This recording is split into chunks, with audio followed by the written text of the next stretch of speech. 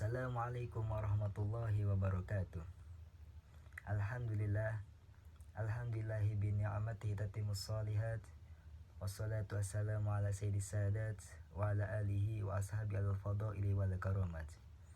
Subhanaka la ilma lana illa ma 'allamtana innaka antal alimul hakim.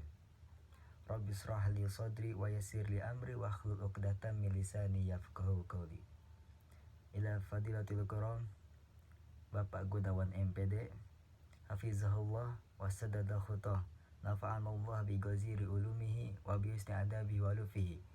Asa ayyakun hadha liqa'an tayyiban mubarakan fi maktuban fi safhati hasanatina yawma la yanfa'u malu wala banun illa man atallaha bi qalbin salim. Nah, perkenalkan, nama saya Muhammad Abdul Ghafur. Saya dari Prodi Pendidikan Bahasa Arab, kelas reguler siang. Nah, di sini saya akan memaparkan penulisan ilmiah dan populer.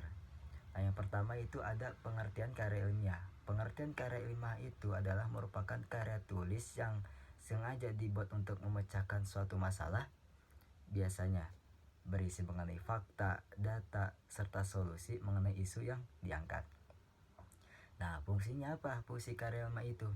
Fungsi karya ilmiah itu adalah sebagai sarana untuk mengembangkan ilmu pengetahuan, teknologi, dan seni. Nah, adapun manfaat karya ilmiah. Yang pertama, manfaat bagi penulis. Nah, manfaat bagi penulis yaitu meningkatkan keterampilan menulis dan membaca yang efektif. Nah, yang kedua itu contohnya meningkatkan daya kemampuan berpikir yang kritis. Yang ketiga, meningkatkan intelektualnya. Begitu.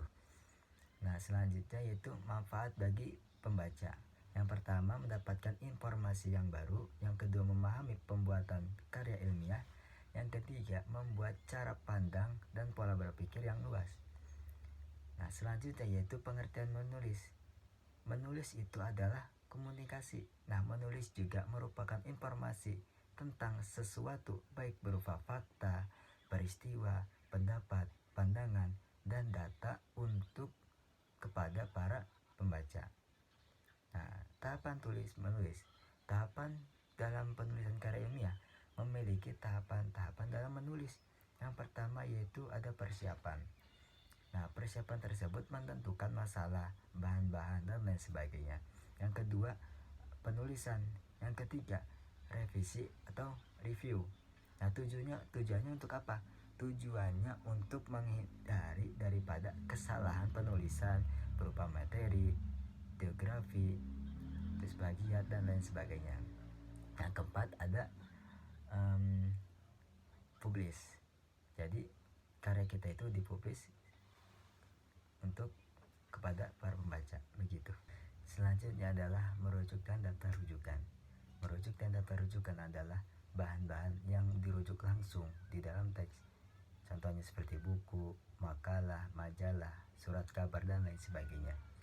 Nah, fungsi dalam rujukan ini adalah contoh dari untuk sebagai landasan teori. Yang kedua, sebagai bahan bukti untuk menunjang pendapat tersebut. Nah, yang ketiga adalah berguna untuk memberikan daftar referensi yang digunakan dalam penulisan karya tulis ilmiah kepada para pembaca. Nah, selanjutnya adalah tulisan ilmiah dan populer. Nah, karya tulis ilmiah populer itu adalah karya tulis yang berpegang pada standar penulisan karya ilmiah, namun menggunakan bahasa yang umum. Sehingga apa? Sehingga mudah dapat dipahami oleh masyarakat awam dan menggunakan logat yang menarik. Nah, untuk menarik lebih banyak orang untuk membacanya. Nah, selanjutnya yang pertama itu ada karya ilmiah populer. Karya ilmiah populer itu contohnya nomor 1 buku motivasi. Yang kedua ada surat kabar. Yang ketiga ada majalah. Yang keempat esai. Yang kelima biografi. Nah, memiliki ciri dengan berbahasa sederhana dan mudah dipahami. Itu karya ilmiah populer. Nah, yang kedua ada karya sastra populer. Karya sastra populer contohnya yang pertama itu puisi. Yang kedua prosa. Yang ketiga ada naskah drama. Memiliki ciri bahasa yang sederhana namun penuh imajinasi. Selanjutnya ada perbedaan karya ilmiah populer dan karya ilmiah murni. Nah, karya ilmiah populer yang pertama adalah memiliki struktur bahasa yang cenderung sederhana. Yang kedua, tidak terikat dengan peraturan tulis-menulis. Yang ketiga, dimuat pada surat kabar, majalah, dan buku motivasi. Nah, yang keempat, ditujukan untuk semua masyarakat. Nah, itu adalah karya ilmiah populer. Nah, yaitu yang kedua, ada karya ilmiah murni. Karya ilmiah murni itu adalah yang pertama memiliki struktur bahasa yang baku. Nah, yang kedua, terikat dengan peraturan tulis-menulis. Yang ketiga, dimuat di jurnal, makalah, skripsi, tesis, disertasi, dan lain sebagainya. Yang keempat, ditujukan untuk akademisi. Nah, itu adalah karya ilmiah murni. Nah, adapun struktur penulisan karya ilmiah, yang pertama yaitu judul, yang kedua nama pengarang dan pembuat, yang ketiga adalah pendahuluan berisi latar belakang penulisan. Nah, yang keempat isi pembahasan, yang kelima kesimpulan penutup. Nah, selanjutnya bentuk-bentuk karangan. Bentuk-bentuk karangan yang pertama ada deskripsi. Deskripsi itu karangan yang digunakan untuk mendeskripsikan sesuatu. Yang kedua ada narasi. Narasi itu adalah karangan yang berisi kisah atau drama. Yang kedua ada eksposisi. Eksposisi itu karangan yang berisi informasi dan berita. Yang keempat ada argumentasi. Argumentasi itu adalah karangan yang memiliki pendapat atau untuk menguatkan suatu pendapat.